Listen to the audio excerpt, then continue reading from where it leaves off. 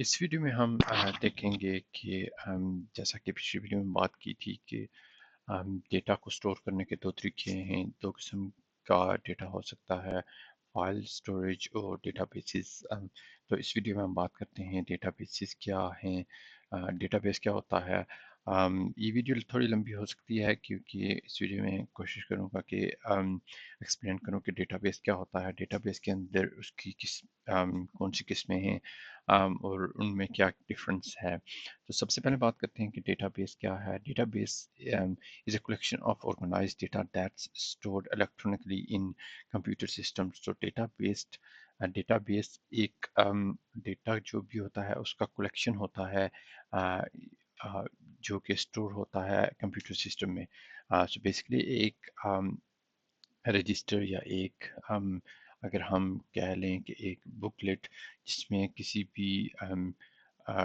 भी प्रोडक्ट्स का, किसी भी कंपनी का, ऑर्गेनाइजेशन का या किसी भी किस्म का जो डेटा स्टोर होता है, जो डेटा हम लिखते हैं उसको कंप्यूटर सिस्टम में लिखने के लिए या कन्वर्ट करने के अमल को डेटाबेस कहते हैं। अगर एक रजिस्टर का डेटा, एक जो पेज है उसका डेटा हम कंप्यूटर सिस्टम में सेव करते हैं डिफरेंट तरीकों से, तो उसको एक डेटाबेस कहते हैं। अब डेटाबेस कितनी किस्म के हो सकते हैं या डेटाबेस की कौन सी किस्में हैं, तो उसमें सबसे पहले है रिलेशनल डेटाबेसिस। रिलेशनल डेटाबेसिस क्या होते हैं? ये स्टोर करते हैं क्यूरी स्ट्रक्चर डेटा।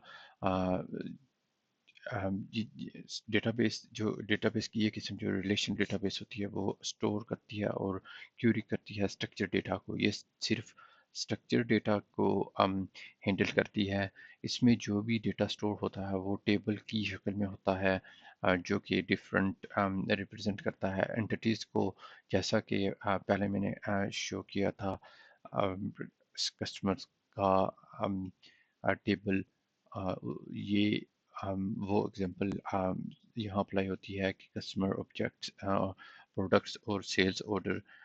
ये रिलेशनल डेटा बेस की एक किस्म है, एक एग्जांपल है। इसमें जो भी एंटिटी सेव होती है वो एक उस टेबल में दूसरी दूसरी रोज या कॉलम को रिप्रेजेंट करती है।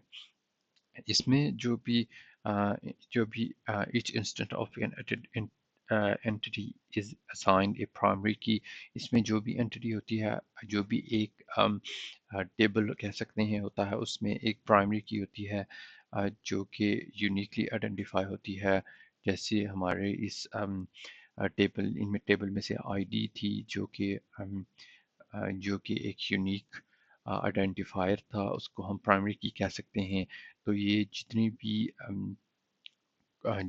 भी टेबल हो सकते हैं, जितने भी डेटाबेसेस हो सकते हैं, उनमें एक की हो सकती है जिसे प्राइमरी की कहते हैं, जो कि एक यूनिक होती है, जो दो डिफरेंट रोज या कॉलम की सेम नहीं हो सकती। तो ये प्राइमरी की क्या करती है? ये प्राइमरी की दूसरे एक डेटाबेस से या एक कह सकते हैं टेबल से दूसरे टेबल को लिंक करने के लिए ये प्राइमरी की इस्तेमाल होती है। जैसे कि हमारे कस्टमर टेबल में आईडी थी और प्रोडक्ट्स के टेबल में भी आईडी थी, ये एक यूनिक आईडी थी। इस आईडी को हम प्राइमरी की के तौर पर इस्तेमाल करके दोनों टेबल या डेटाबेस को लिंक कर सकते हैं। डेटाबेस टाइप्स में जो दूसरी किस्म है वो है नो रिलेशन डेटाबेसेस की। नो रिलेशन डेटाबेसेस या नो रिलेशन स्कीमा होता है इनमें।